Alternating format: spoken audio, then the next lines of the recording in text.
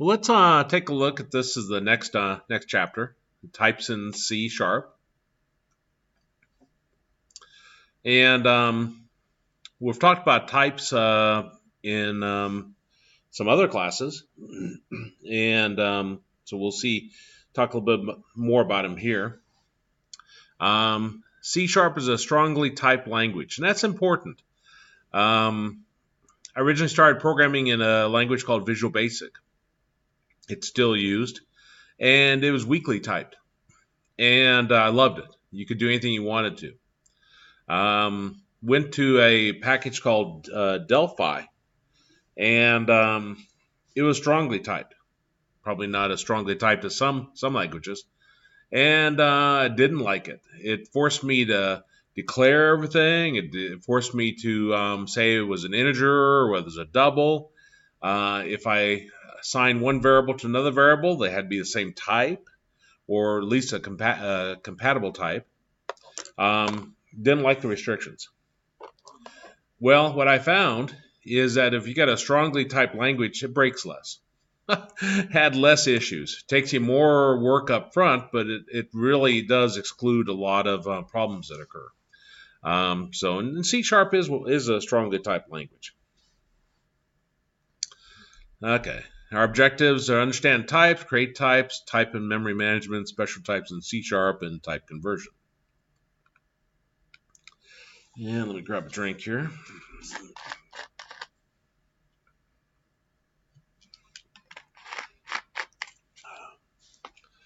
Types are the declaration of an object which stores information actions that an object uses to produce required results. Types also store the following information: how much memory an object holds, memory location where object is stored, and the base type it inherits from.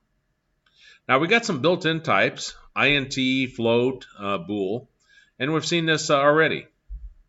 We would declare a variable called age, make it an integer, number with no decimals. Declare a string called name, and Ali Assad, assign it to that. Now, if we want to not use the built-in type, so we want to create our own, that's what this next topic talks about. C Sharp allows users to create their own types by using enum, struct, and class. Does the class look familiar? Very much so. Yeah, that's what we've been using over and over in the Unity. So that's what I said. You've seen types in other classes, and use built-in types here and so forth. Is Now, class is class like universal? Like is it also in like Python and the concept is universal, but some of them have different names for it. But okay. yeah, it is. That concept is in many languages. I shouldn't say in every language. Not every language has a object-oriented side to it.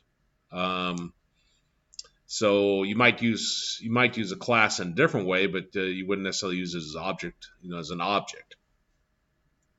Like I think yesterday we had our coin as an object, and that was a class. I'm trying to think if Visual Basic, way back when, I don't think it had any object oriented in it at all, and I don't think it does now. It's been a while since I taught Visual Basic. But your popular languages do have object oriented with it. Object oriented programming really does save you a lot of work if you reuse your objects and if you design them correctly. Now, enum, enumeration, is a set of named integer constants. It's used to group similarly logically named constants. And here's the format of it. You got your enum, and then whatever name you want to call it, and then your beginning curly bracket, closing curly bracket, and then your list.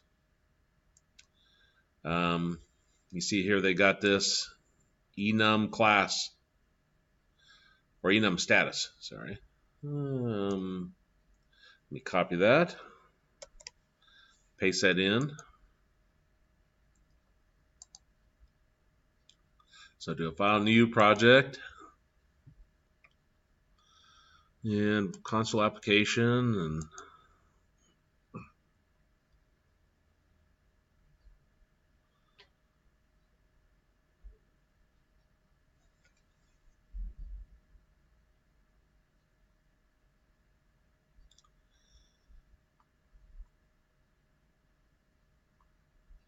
that's pretty slow for a simple project.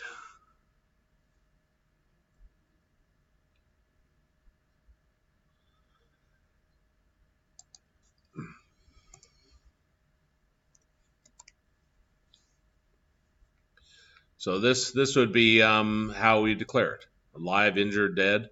Now, as I put my mouse over it, see how this is 0, this is 1, this is 2. So they got a natural numbering that goes with them. Status impaired. Notice I put my mouse over that. That's now 3. So again, it starts at 0. Arrays, a lot of lists, a lot of indexes start at 0 in programming. And this is no different. 0, 1, 2, and 3.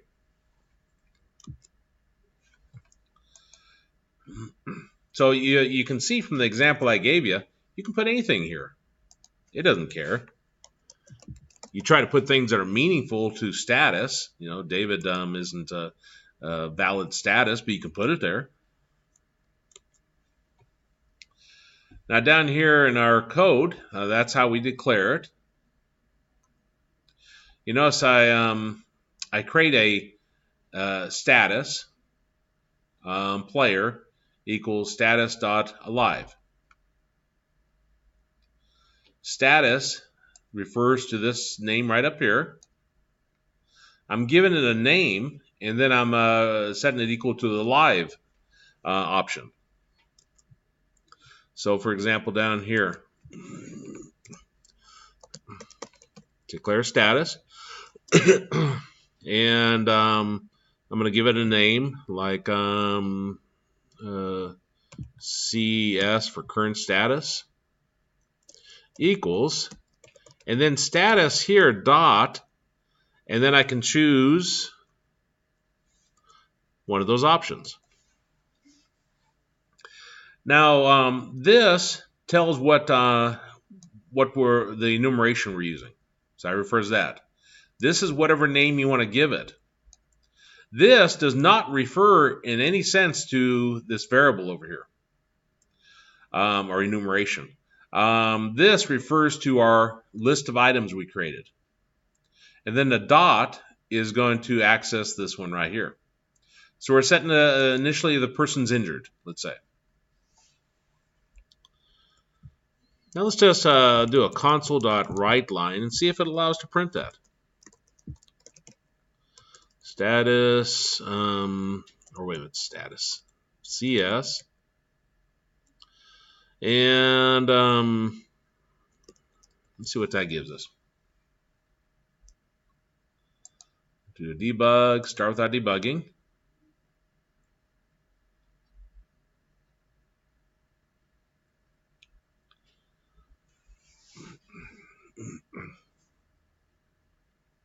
Notice how it says injured. So it actually says the name. Where might you use this at? Well, you could have the one called month. And then in the month, I won't type them all out, but you'd have January, February, March, April, so forth. Down here, month might be it might be a reserved word, but we'll see. Month, and I'll call it current, is equal to, and initially, I'll say that it's January. So it's kind of a nice user-friendly way to refer to it. You could declare month as an integer, which technically it is, and say, well, if it's 0, it's January. If it's 1, it's February. 2 is March, and so forth. But this kind of self-documents. So you can think of enumerations as makes it easy to read. They're down here they're doing a switch statement. And they're doing a case, status.alive, status.injured, status.dead. As you read this is pretty self-documenting.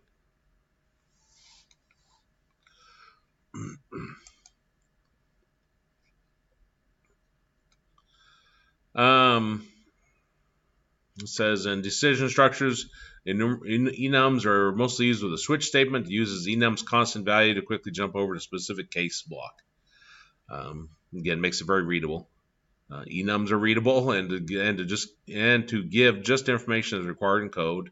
Enums are usable to use constant values. Enums are strongly typed. Therefore, an enum of one type cannot be implicitly assigned to enum of another type. It's actually January 0. So I'm assuming they mean built-in types too. So if I say month here, and then I say month is equal to current. See how it gives us a little red squiggly? You can't do that. Even though I know that January means 0, it's an integer, and month is an integer, you can't assign that. You have to do some kind of converting. And that's the nature of a strongly typed language, is it doesn't allow you to do things like that. This tells you that the first one's 0, and then it goes by 1. I already mentioned that. If you wanted to do a conversion, if you want to convert, you use your casting with parentheses around it, and then whatever your variable name is. So I can do this here if I put int in front of it. What that does is that casts it converts it to an integer, and then assigns it to this integer.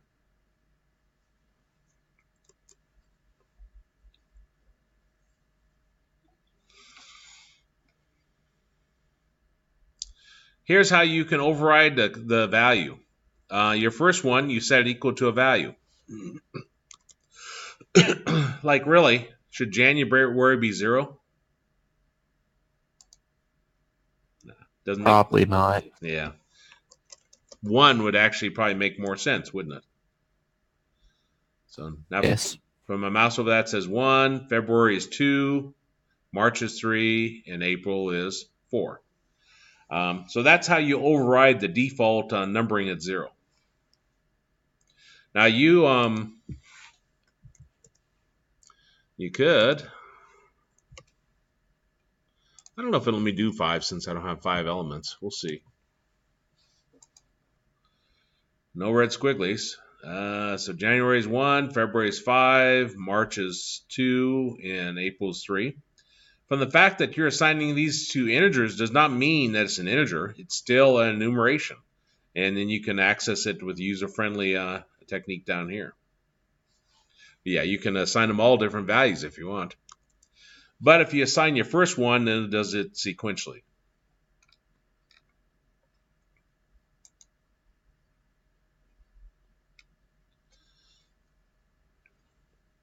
Enumeration supports the following types for its constant values: byte, sbyte, short, ushort, integer, uint, lon, ulon. All of these allow you to store different or numbers that have different capacity. How big can the number become? How small can it be? So forth. It's referring to changing it to a different type, like byte.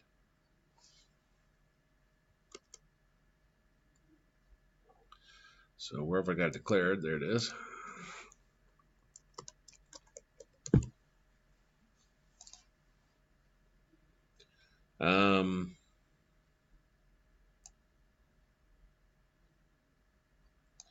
If I come down here and I do my console.write line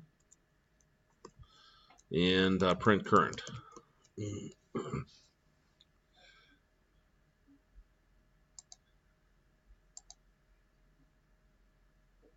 says January. Didn't change anything, did it? I have it set equal to January here. And you might say, well, why put byte there then? Why not just leave it as is? This tells you byte here. It minimizes the memory storage required to initialize an enumeration. I don't probably pay as much attention to this as I should anymore, because Windows has all of your machines seem to have so much memory. You can do things like this and get by with it. It used to be when your computer didn't have much memory, you had to be careful. You couldn't just make everything the biggest that it could be. You had to use good programming practice to make sure you use that memory cautiously, because you had to share it with drivers and everything else. Now, people still program devices that have little memory. I think I've talked about this before, at least in some class. This right here, this has programming behind it. Very low level programming at the circuit side. And this probably doesn't have much memory. This doesn't have as much memory as my laptop. You go in, the simplest circuit ever, that just senses motion in the room. I'm assuming it's a simple circuit. I never have designed a motion censoring circuit. But it doesn't have much memory. Why would they put, 16 gig of RAM and 1 terabyte hard drive in a device to check to see if somebody's in a room, see if movements occurred? It would be overkill. It would cost a lot of money. You replace any of those motion sensors, and instead of them costing like $20, it costs $1,000. So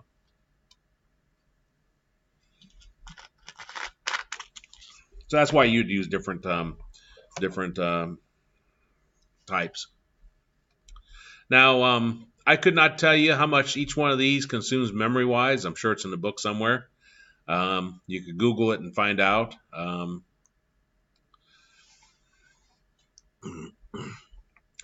Now, another structure we have is struct. This encapsulates the attribute and behavior of an entity. It's used to define those objects which hold small memory. Most primitive types, int, float, bool, and C# are made up from struct. Struct doesn't support all or object-oriented principles. That's kind of when I think of struct, that's what I really think of, is kind of look like object-oriented, but not have all the inheritance and all those extra ones. Okay, so to declare a structure, you have struct, then name, beginning curly bracket, closing curly bracket, and then your public intx and inty. Let me copy this, if it let me. There we go.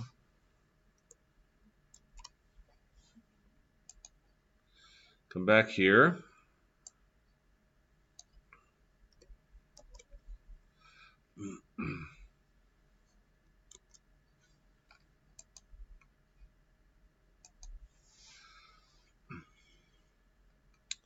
Now here we can we have to create a new instance of it.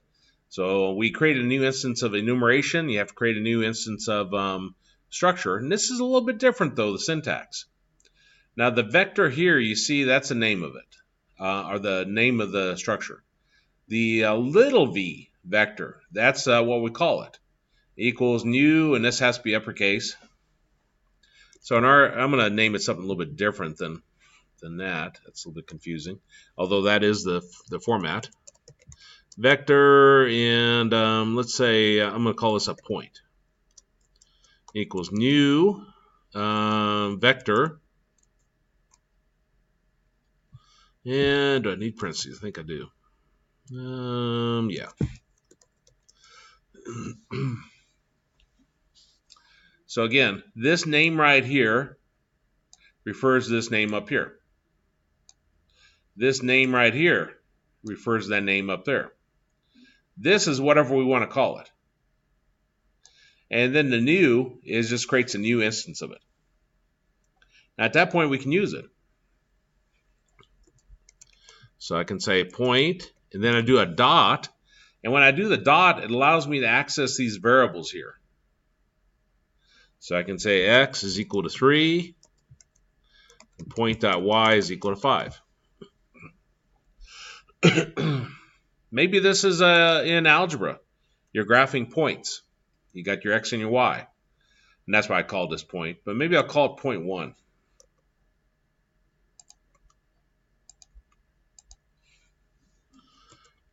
Well, I could have another point, and I could say vector point 2 is equal to new vector to vector. And I'll say point 2 dot x is equal to 7. Point 2 dot y is equal to negative 2. Did you do a z coordinate, or is this two-dimensional? Oh, you can put however much up here you want. Yeah, you could do a z.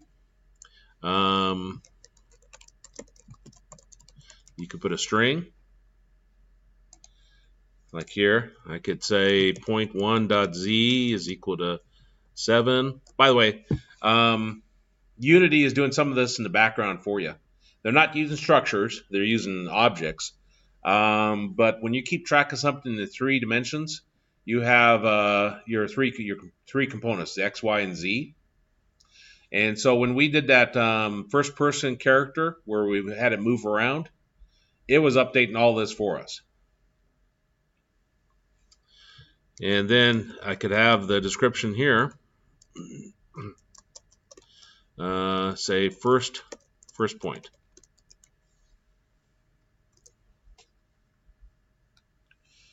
And then down here, I could have those, and point 2 dot description is equal to second point. So yeah, it's kind of free form of what you want to put in here. This is different than enumerations. Enumerations was an integer that we could work with. You could declare different sizes of it, but it still basically amounted to an integer. This can be anything. And nice part about this is it's so this format here where you refer to what you gave it a name as, dot, whatever you're working with, is just so easy to think of. If I was doing this is a concept of games, not really, it wouldn't use a structure, but if I had a struct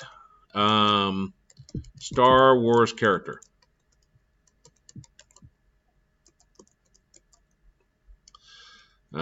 public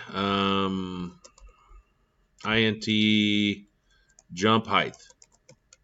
I'm thinking like Star Wars Legos. My son loves those. He was playing Star Wars Legos the other night. No, he wasn't playing Star Wars Legos. He was playing DC something. It was a DC universe. Public string name. Public string full name. The idea is that you define an object, a structure, where you have it all defined like this, and then you reuse it. Like every character in that Star Wars Legos game, well, I shouldn't say that. Not every character could jump, but some jumped higher than others. All of them had name, all of them had full name. The name might be Luke. Full name might be Luke Skywalker. And so you're reusing code, and that's kind of the power of some of this. Although, like I say, this is a very scaled down version of objects. Okay, we already talked about that. Talked about constructor. Initializing, we already did that.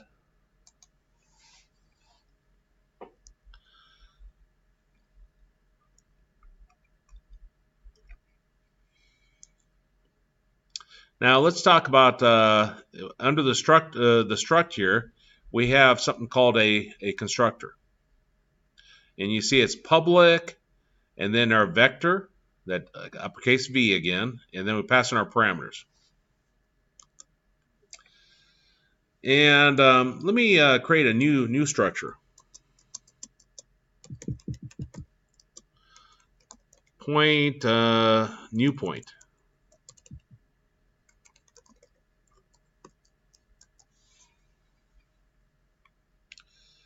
And we have some of the same items here. We're going to have our fields down here. So that doesn't change. Public intx, public inty. Let me get rid of the z component here.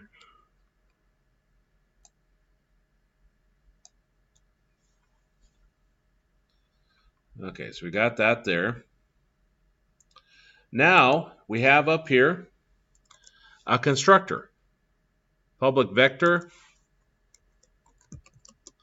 I'm going to call this new point. And we're going to pass in, and I don't know if this can be the same name or not. No, they use different. Okay.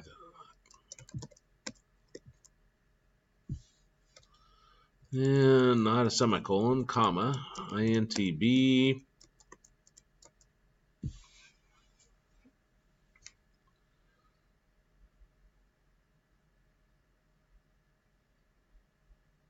Oh, okay, I haven't assigned it yet. I was wondering, I haven't done nothing wrong yet. X equals A, X equals B. It doesn't like something. Oh. Why? Okay, that went away then. Okay, so we got a new point. How does this compare? Down here, I created created a new instance of it, and I set these equal.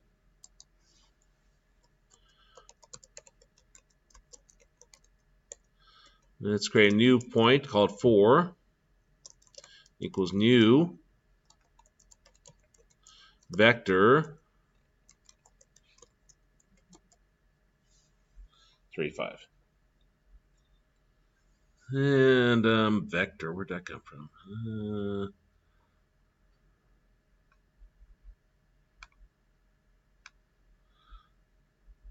I called it vector up here.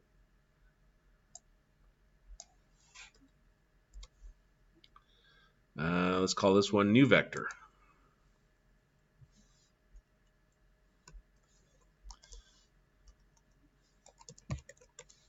I was thinking point, but the book called it a vector.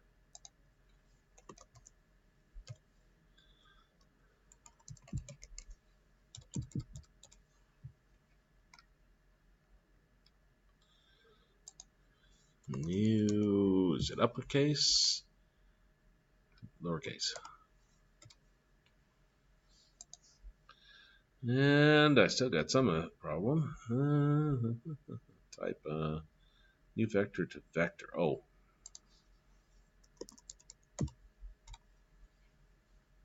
There we go. What this does is it creates a instance of it, constructs an instance, and the constructor that we added in actual assigned values. So we're passing in 3 and 5. So instead of assigning the x and y separately like that, we can pass them in as parameters. Now what this does when it runs is it comes down here and it sees, okay, got a new vector. Let's go see what new vector is defined like. Okay, it looks like this. It comes down and says, oh, I have a constructor here. Now what tells me this is a constructor is the fact that this name right here matches this name right here. So if those didn't match, then this would not be a constructor. Taking in 2 parameters, both integers, and that's why I'm passing in 3 and 5. They're integers. And then it's assigning it to x and y. Now down here, you may have noticed I said point1.x, didn't I? I didn't just say x equals 3. Up here, I changed. I say x equals and y equals. Up here, you do not have to specifically specify anything because it's assumed, since we're in the structure and we got x and y declared down here, it's assumed that's the x and y we're using. So it's a little bit cleaner in terms of the assignment here. You don't have to do the dot and then put something in front of it. By the way, this constructor concept is the exact same one that's used in programming. I'm trying to think if we've used it in Unity at all. Probably have. Maybe not.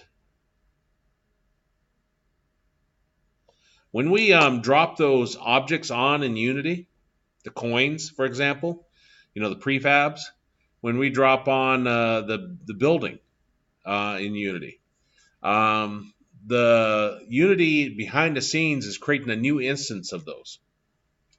So this right here, for each coin that we drop on in Unity for that last game we looked at, it's doing this constructor. It's doing this. It's doing this up here, where it's creating a new instance of it. So it's doing it, but you're just not necessarily seeing it.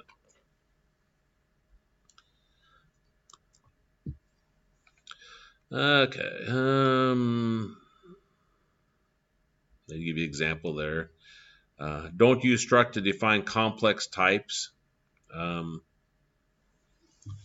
It's not really meant to replace some of the other ones. It's not meant to replace objects. It's not meant to replace databases. So, this keyword indicates current instance. Remember in Unity when I'd go in and I would say this dot transform dot position equals whatever. Again, that's referring to that current instance of what I'm running. You'll see that this keyword in a lot of programming languages, and it kind of means the same thing. It's just wherever I'm sitting.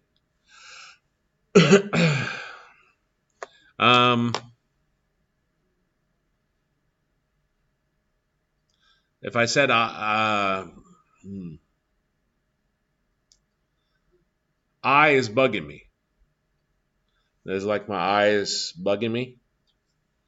Well, I didn't specify whose eye. It's assumed that it's my eye. So I'd say this dot eye is bugging me.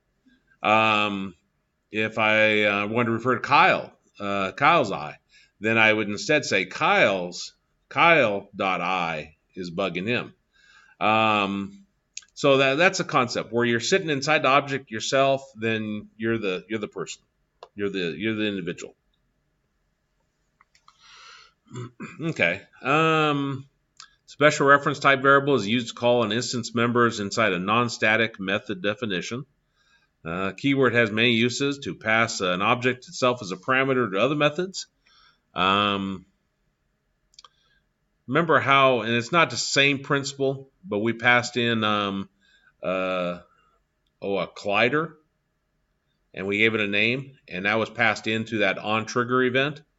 Kind of that same idea. We're passing in more than just a single variable, but we're passing in an object. To return an object itself from a method, to declare an extension method, to eliminate the naming conflict of a parameters, variable name, and instance field name. Remember up here, I said I wasn't sure if we could use X and Y, because if you used X and Y, and now that I'm saying that, I realize how stupid that was what I just said.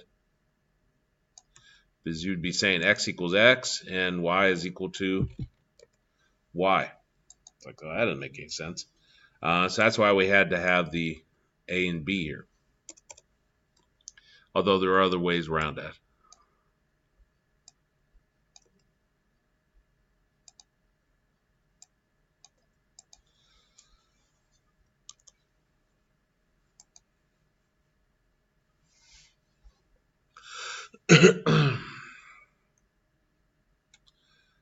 Here's the way around it.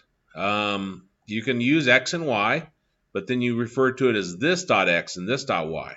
So you no longer have X equals X and Y is equal to Y.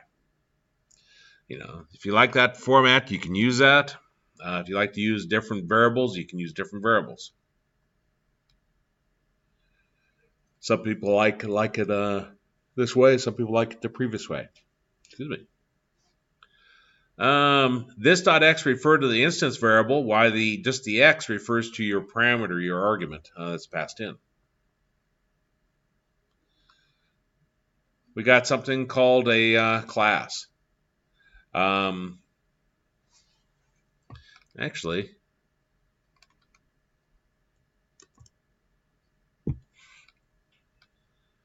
let's see here. I got these 2 points here.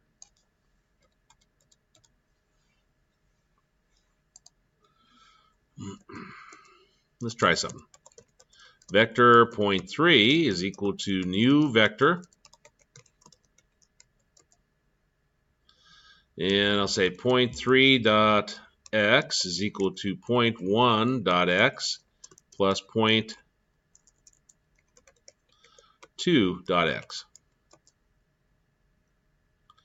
And point 3 dot y is equal to point 1 dot y plus point 2 dot y. And now do a console dot write line. And I'm going to print out point 3. Now let's see what that gives us. Our point is our actual, up here, our point is our actual structure. It's not going to give us what we'd expect.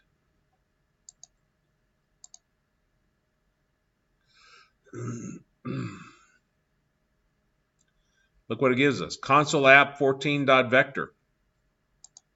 If you remember when we worked with the graphical side of C# first part of class, we referred to, like I drop on a text box and I'd call it TB underscore num1. And then I'd refer to in my code, I'd refer to TB underscore num1 dot and then text. And that accessed the text, the value that the text box was equal to. When you just refer to point 3, you're referring to the actual structure. And so what you'll get isn't the numbers. But if I do a dot x, for example, you see I get 10, which is 3 plus 7. So this could be used in programming. Remember how, did I show you simplifying a fraction in here? Not that I can remember. Okay. Let me show that. Is this kind of clumsy without some kind of structure of some sort?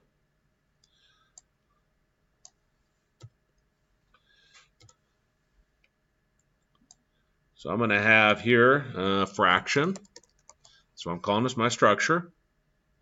And I won't have a constructor.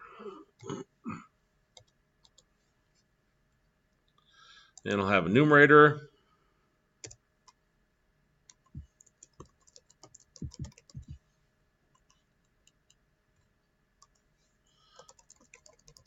And denominator.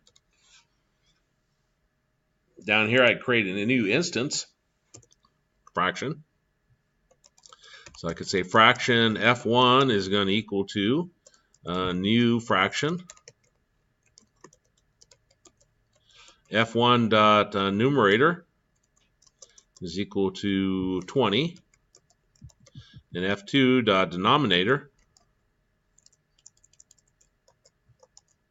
f2, okay. f1 dot denominator is equal to 80.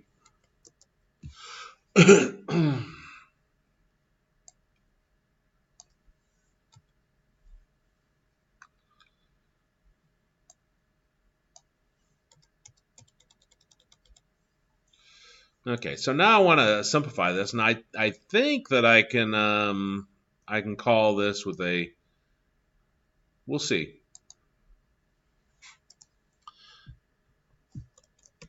Fraction, simplify, and then I'm going to pass in a fraction f. I don't like something there. What was it like? Not all code paths return a value. Okay. Now, I never have tried this, so we're going to see if it'll actually return a structure. Now, I want to simplify my fraction. So I'm going to go for int x equals, and I start with one of them, f dot numerator. I'm going to continue while x is greater than or equal to 2. Yeah. And then I'm going to do an x minus minus. I'm going to check if my f numerator,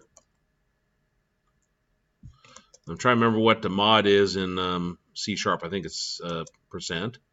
Percent x is equal to 0. And the denominator, percent x, is equal to 0. If that's the case, and I want to go ahead and divide them, so f dot numerator is equal to f dot numerator divide by x. F dot denominator is equal to f dot denominator divide by x. And then down here, I'm going to do a return, and let's see if it works. F.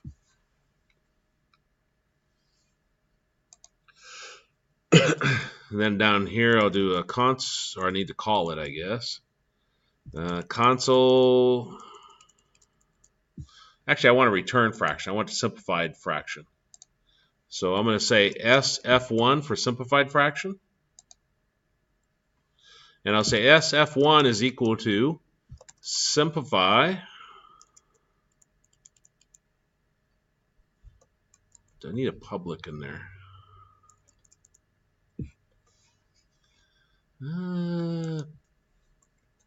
Public.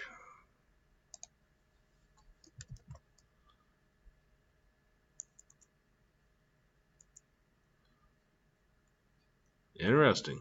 So maybe I can't do it there. I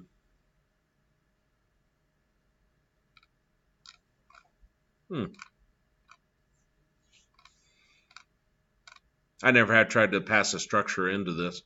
I could take this for loop and put it inside of here. It doesn't mention anything about passing structures to your methods.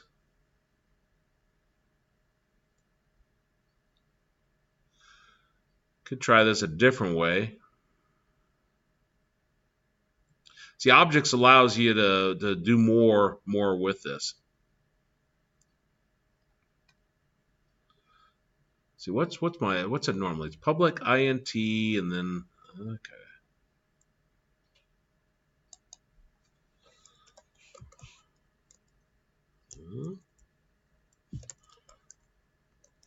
Simplify F1. Nah, just doesn't like it. I could try all day long and still won't like it. I'm going to take that and I'll put it in here. See if it allows put the item in here.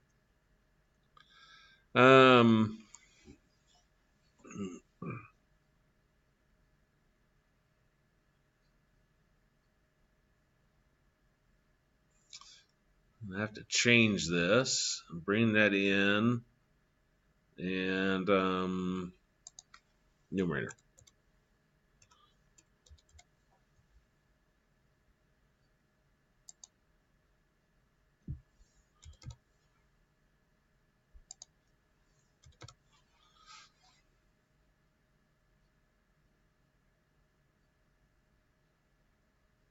Although I actually wouldn't need to pass in a fraction. If this is throwing you, don't worry about it. We're going to get into objects later on and it'll make more sense. Return.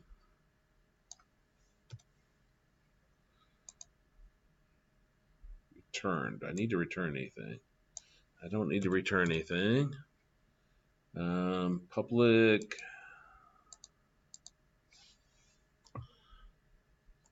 Let's try putting void there. Method must have a return type.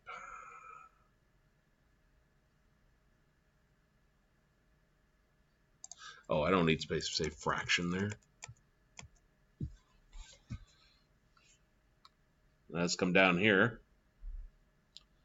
And let's say F1 dot simplify. And then I'll do a console dot write line percent or curly brace 0 slash curly brace 1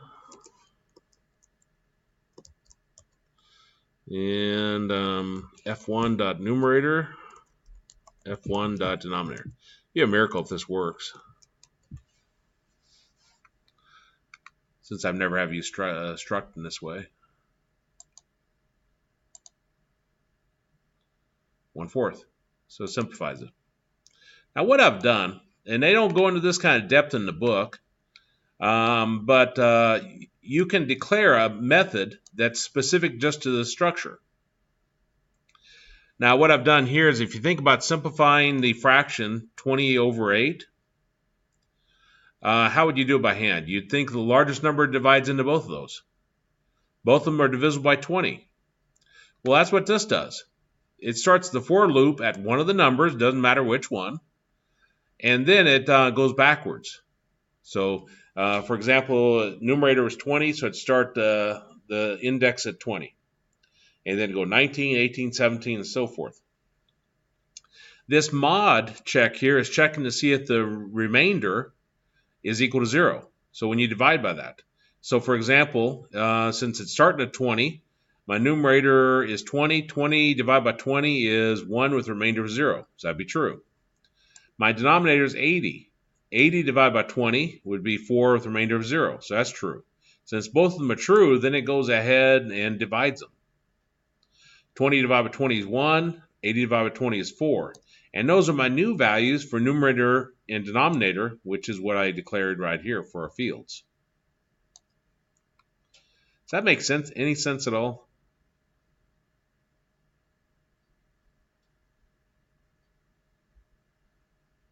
Some, but not much. Yeah, it'll make more sense when we get to objects.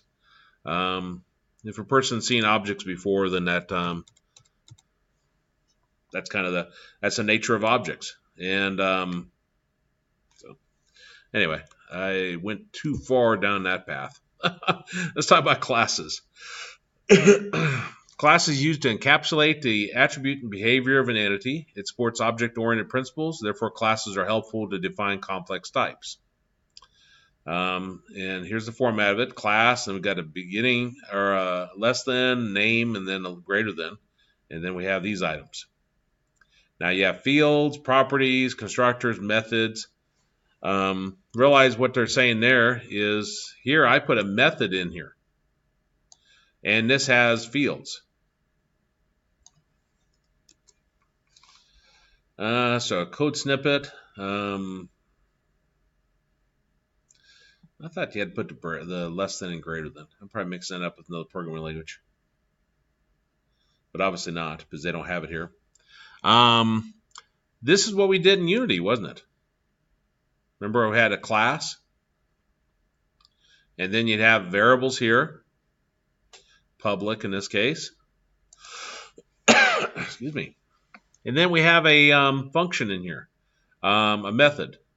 This public means you can access it outside of this bit of code. If you say private, then it can only be run within the scope of that.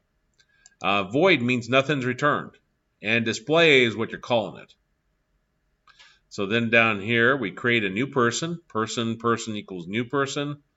Person.name is equal to this. Person.age is equal to this. And then we do person.display, which then comes up here and runs this. So that's the idea of a class.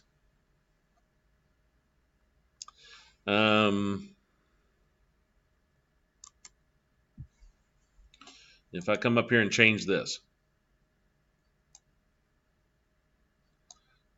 Actually, I don't remember if it was uppercase or lowercase. It'll give me an error, I suppose. It wasn't uppercase. Class fraction.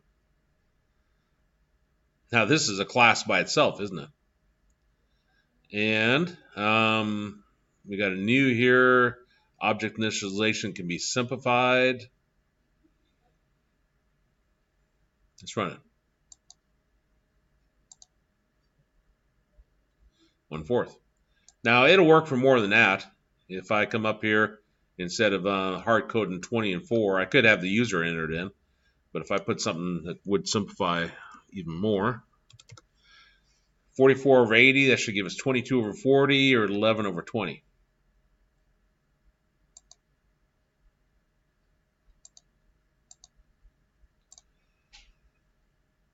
11/20. So did I change anything besides the struct?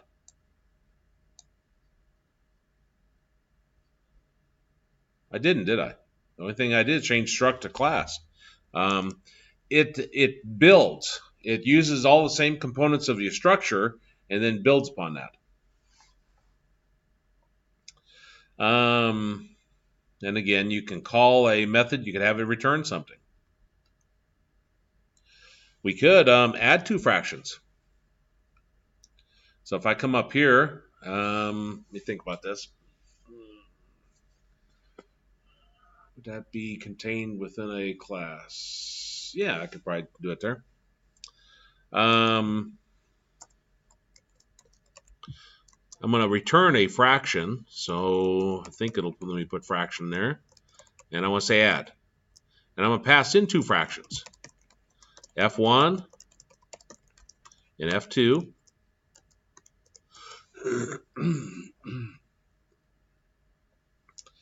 And let's say add where they have the same denominator.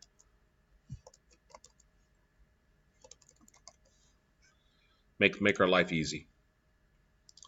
Well, I'm going to have a return fraction that I'm going to send back. I'll just call it RET. And I'll say RET dot numerator is going to equal to F1 dot numerator plus, of course, I already see some where I need to change some items, but that's okay.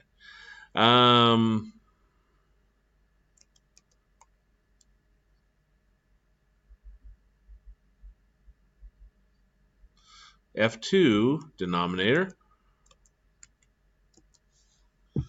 Of course, what doesn't like about that? Use of unassigned local variable.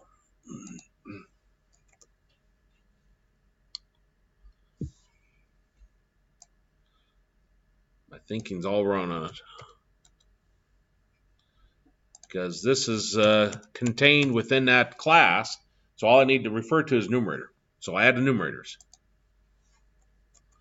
Since the denominators are the same, except for I don't want to do that. Okay, the denominator here is equal to F1 dot denominator, like that. Now, I can return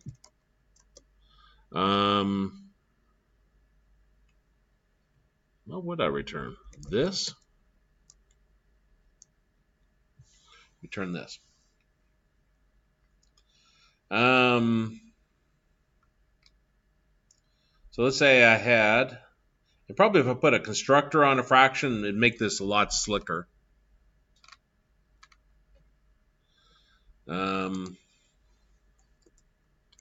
If I say public fraction int a int b, and then I say numerator is equal to a, denominator is equal to b. So this is our constructor.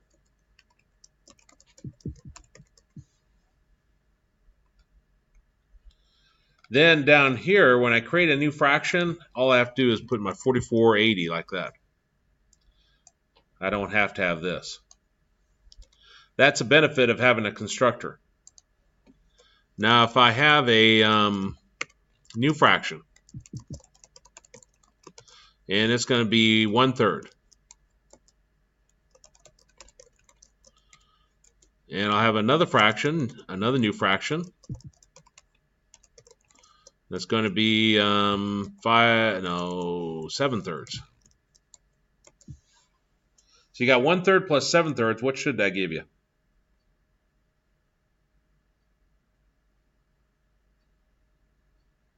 8/3. 8/3, exactly. So if I create a new fraction here, F4, and we haven't looked at optional parameters, but let me just pass in some dummy values there, 1 and 1. So now if I say F4.add, same denominator, and I'm passing in F2 and F3, it'd probably help if I had a print option on this. But I copy this, I'm going to paste that just because I don't want to take the time, and I'll change this to F4.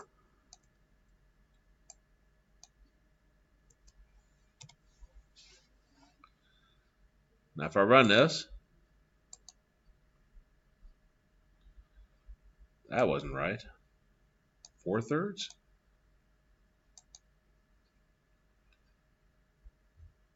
Got something wrong there, don't I? 1/3 plus 7/3 should give us 8/3. I'm printing F4. I did F4 add, and I'm passing in F2 and F3.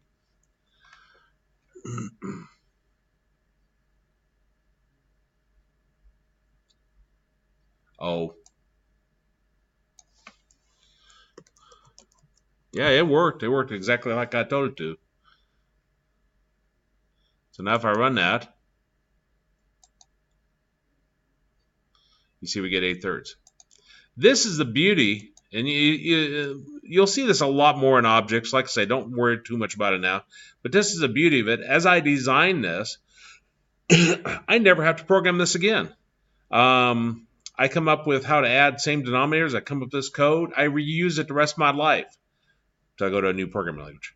So I never have to reuse that. That's the beauty of objects, is you define some maybe hairy code, and then you're done.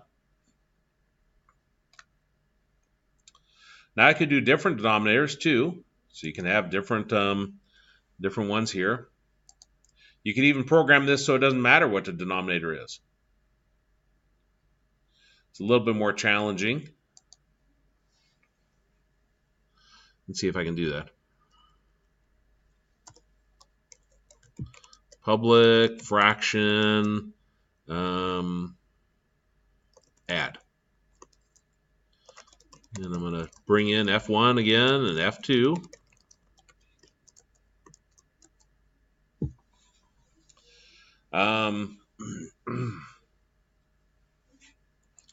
Don't worry about the math behind this. But the numerator is going to equal to F1 numerator times F2 denominator plus the F2 numerator times F1 denominator. My denominator is going to equal to F1 denominator times F2 denominator. The idea behind that is, if I have 2/3 plus 1/5, for example, you take 2 times 5 plus 1 times 3 over, then you multiply your denominators together, 3 times 5. That gives us 10 plus 3 over 15, or 13 over 15. Now, this will not always give you the simplified fraction, though.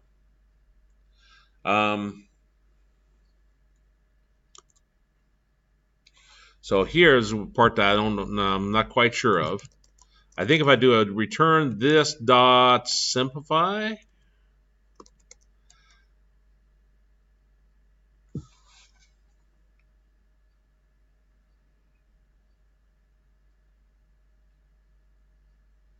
doesn't like that. What doesn't it like? Cannot implicitly convert type void because void doesn't return anything. Okay. So I say this dot simplify.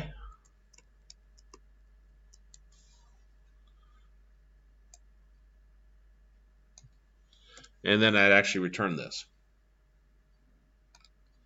So then down here, if I have two fractions, 2/3 and 1/5,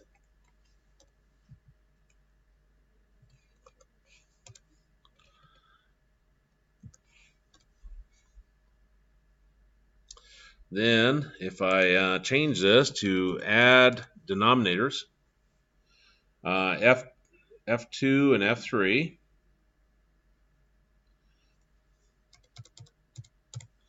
add. Let's see what that gives us.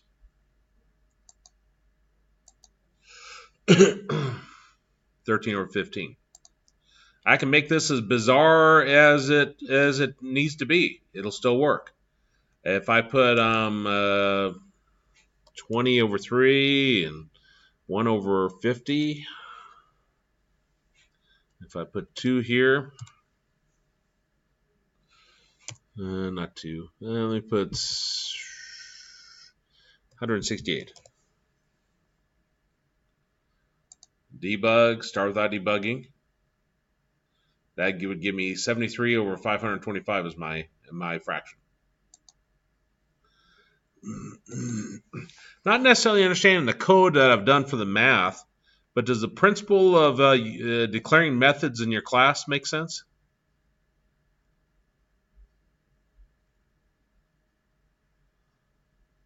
Yeah. Okay. You don't want to make a class that does absolutely nothing after all. Right. Yeah, and this is no different than if I can open a recent. How do I in the world open a recent? Excuse me. Recent files.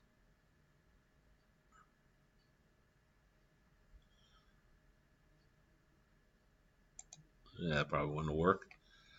That's no different than what we did here. We had a class declared. And then down here we had variables, fields in there. We had methods. And remember how this on trigger inner here, this called this one by default?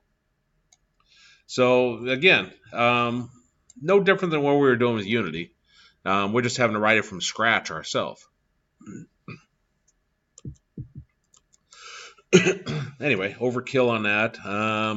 Again, here's a constructor. I showed you an example of that. Now here's how you do a default constructor. So define default constructor in a class. That's where you're just calling it, and then you're randomly or not randomly. You're deliberately assigning it values. Let's see if I remember how to do this. Up here, this was our constructor. And it's really nice if you're plugging in two numbers. But what if you don't have two numbers? A lot of programming languages will allow you to do another constructor.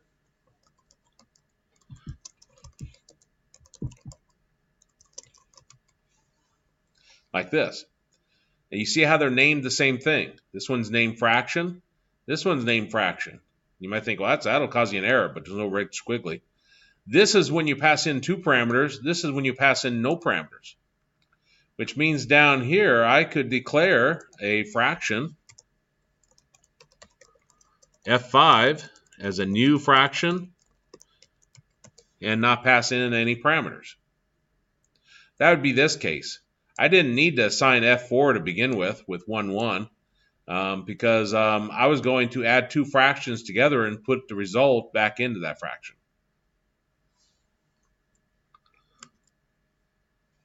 That's what I was talking about with the default constructor. You don't pass any parameters in, and you assign it to whatever values.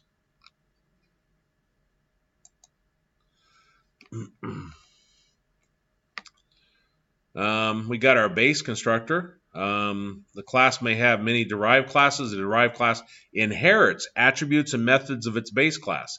If a base class has a parameterized constructor, its derived class must pass values to initialize its base class's constructor. And you see we have class, derived class, colon, base class. And then we got public derived class, type X, and base X. What does this mean for the inheritance and all that?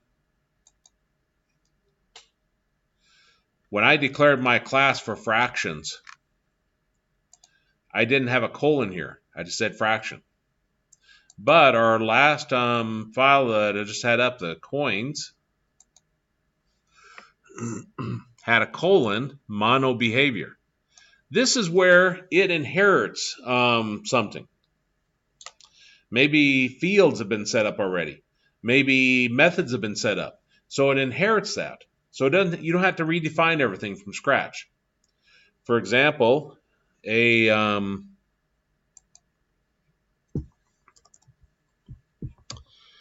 is a monomial. Monomial, assuming I could spell, is 3x. A monomial is a polynomial. So if I declare a class called polynomial,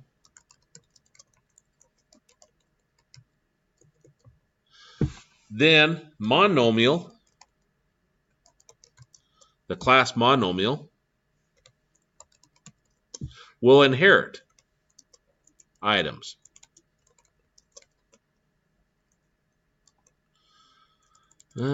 Geez. Okay, I think that's right. Better than E.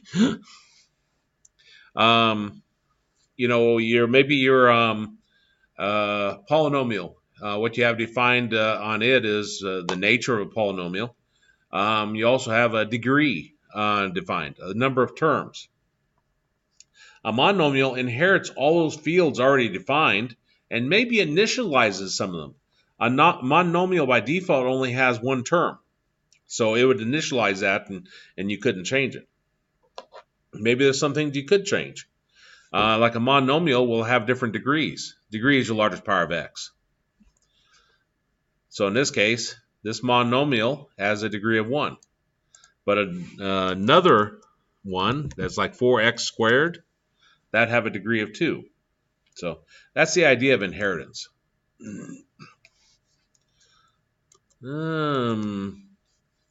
Oh, and by the way, I have no clue what's contained in here. Some programming languages will allow you to click on this, like if I right-click and I can do a peek definition or go to definition. Let me do a peek definition.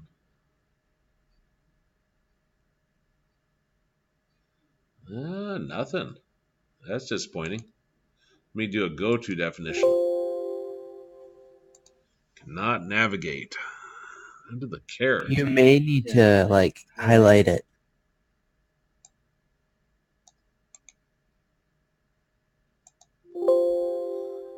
Huh. Interesting. I have no clue then.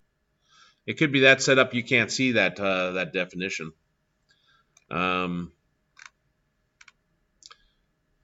Interesting.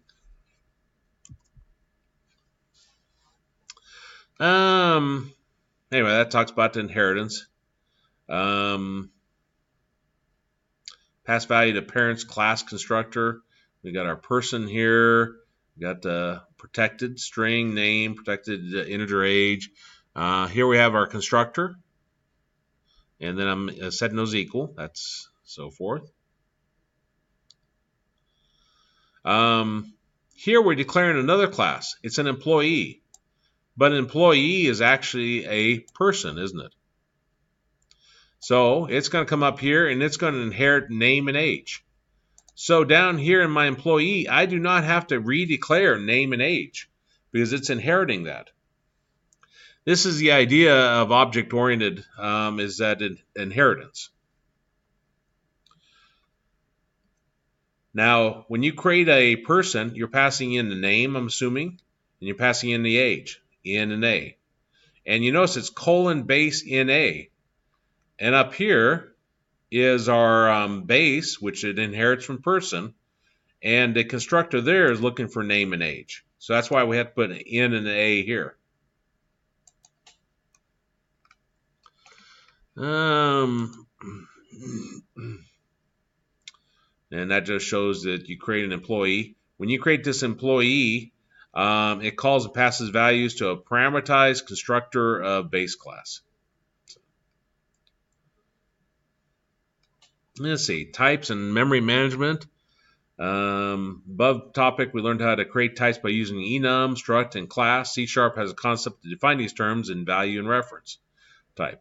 Value type, a type is defined by the structor. Enum is known as a value type. It holds data in its own memory allocation. Reference, type is defined by either class, interface, or delegate is known as a reference type. It holds a pointer to the memory location that contains data, called the reference type. In .NET framework, CLR manages instances of value and reference type on 3 memory locations: your heap, stack, and registers. Heap, it's a memory location where instances of reference type are stored. Instances of value type can also be stored on heap when the value type is part of a class, boxed, array, static variable, and so on. I'll sit there and read all that to you. Instances of value type live longer only when any of the above cases is true. Heap is an ideal location for instances that have a longer lifetime. For an example, in the following code snippet, see how CLR manages memory allocation. So we've got a string address, and then we've got a string.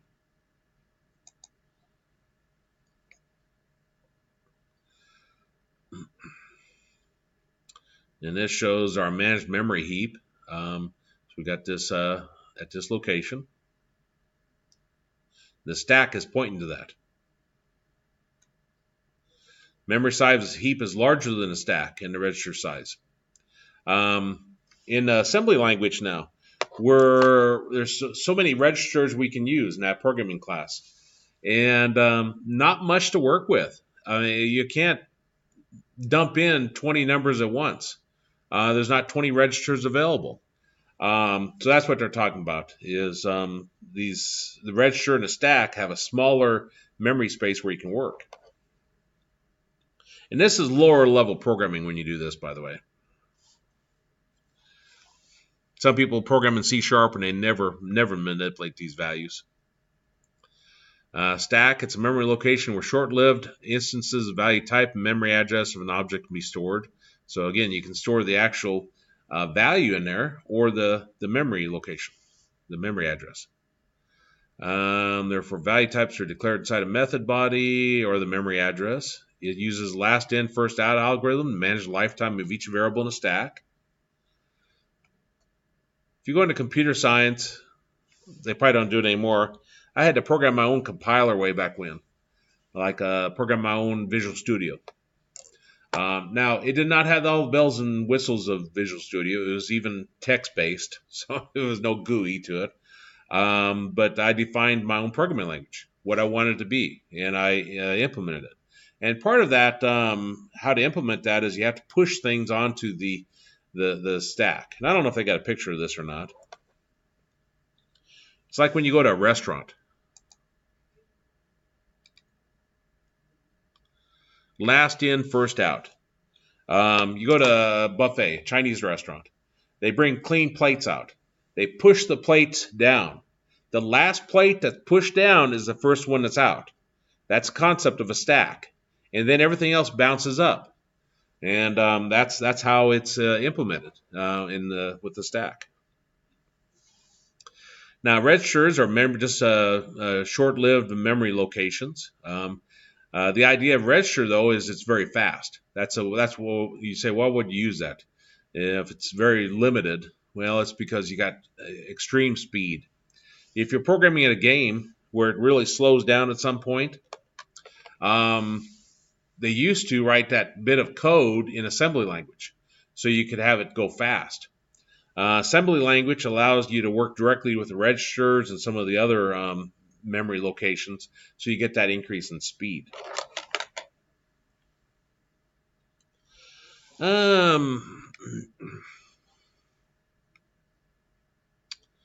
Got our special types, and they got them listed here. System object, all value and reference types are derived from system.object type. In .NET, object is the base of all type hierarchy, and then the figure shows it. This is where you have different items that inherit down from it.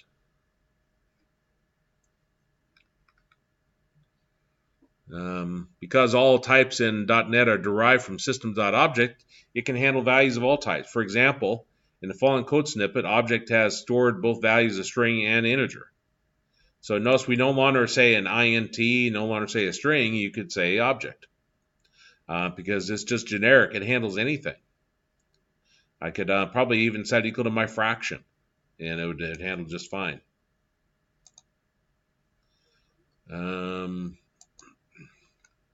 So if I come down here, and I say, I think it was uppercase, object, I'll give it a name, n, is equal to f1. Handles it just fine. Console.writeLine, and then I print in.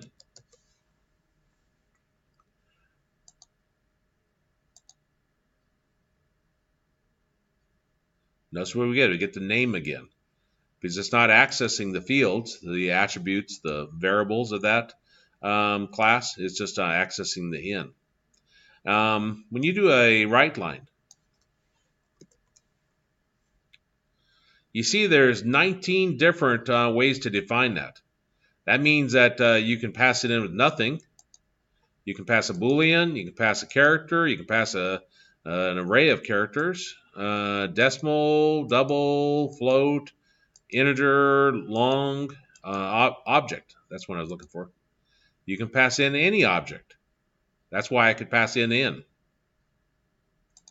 course, it didn't give us anything meaningful, but in that case. Okay, so that's that. Anonymous type. Some of these I just don't like. You can use var. I'm not sure why you'd want to be anonymous. The idea of a strongly typed language is you don't have things like that. It gives you an example of var. I think when I worked with Xcode, if I remember right, I think it used var. It drove me crazy because you were declaring that and you weren't saying what type it was. If I remember right, I probably remember it wrong. Languages all start running together. Dynamic type. Dynamic type is used to store and manipulate any data whose types, definition, and operation errors are determined at runtime. Again, I don't really like this. I can see where it's necessary in some cases, but the idea of strongly programmed is you actually give it a type.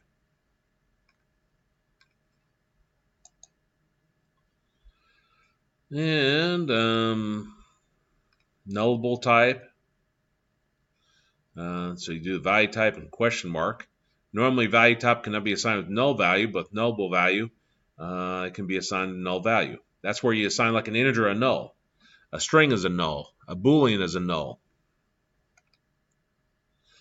Again, I really don't use that.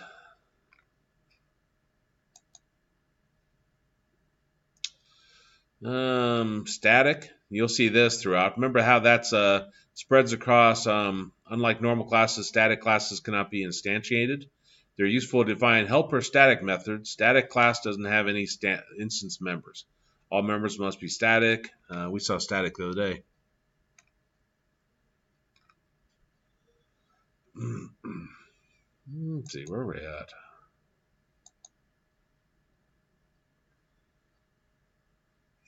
Okay, obviously I'm not gonna finish this because we're already out of time. It's 1:20.